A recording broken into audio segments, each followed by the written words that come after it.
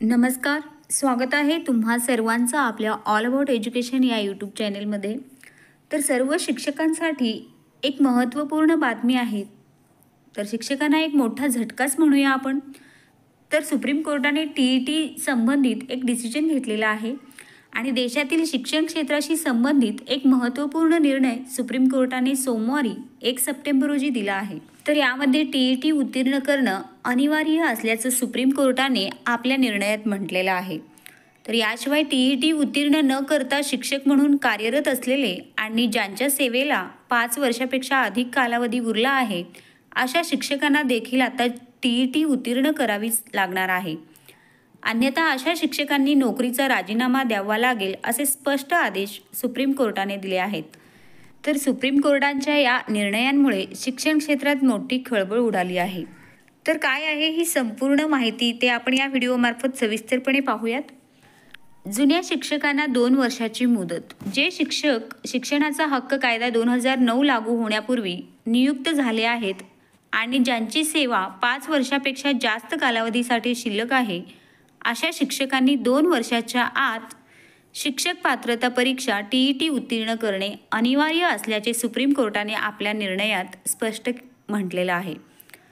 तर या शिक्षकांनी 2 वर्षात TET परीक्षा उत्तीर्ण केली नाही तर त्यांना नोकरीचा राजीनामा द्यावा लागेल. अशी परिस्थितीत केवळ टर्मिनल बेनिफिट किंवा सेवानिवृत्ती लाभ मिळतील, अन्य कोणताही अधिकार शिल्लक राहणार नाही असे सुप्रीम कोर्टाने स्पष्ट केले आहे.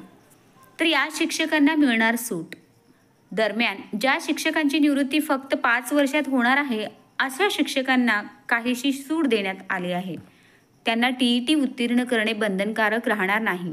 मात्र त्यांना प्रमोशन किंवा बढती हवी असेल तर त्यांनाही TET उत्तीर्ण करावी लागेल असं स्पष्ट करण्यात आले आहे. तर TET परीक्षा का आवश्यक आहे तर पहा इथे. गुणवत्तापूर्ण शिक्षणासाठी पात्र शिक्षकांची निवड आणि राष्ट्रीय शिक्षण परिषद NCTEच्या मार्गदर्शन सूचनानुसार मुलांच्या शिक्षणाच्या मूलभूत अधिकाराचे संरक्षण करण्यासाठी TET खूपच आवश्यक आहे. दरम्यान अंजुमन इशात-ए-तालीम ट्रस्ट विरुद्ध महाराष्ट्र राज्य आणि इतर या प्रकरणात ही सुनावणी झाली आहे. तर न्यायमूर्ती दीपांकर दत्ता आणि न्यायमूर्ती ऑगस्टिन जॉर्ज मसिह यांच्या खंडपीठाने हा निकाल देण्यात आला आहे. तामिळनाडू आणि महाराष्ट्रात शिक्षक भरतीसाठी आता TET बंधनकारक करावी याबाबत दाखल करण्यात आलेल्या याचिकेवर सुप्रीम कोर्टाने हा महत्त्वाचा निर्णय दिला आहे. तर ही झाली आजची सर्वात महत्त्वाची बातमी शिक्षकांसाठी. तुम्हाला जर हा व्हिडिओ आवडला असेल आणि अशा प्रकारचे नवनवीन अपडेट तुम्हाला दररोज पाहायचे असतील तर आमच्या चॅनेलला लगेचच लाईक आणि सबस्क्राईब करायला विसरू नका. धन्यवाद.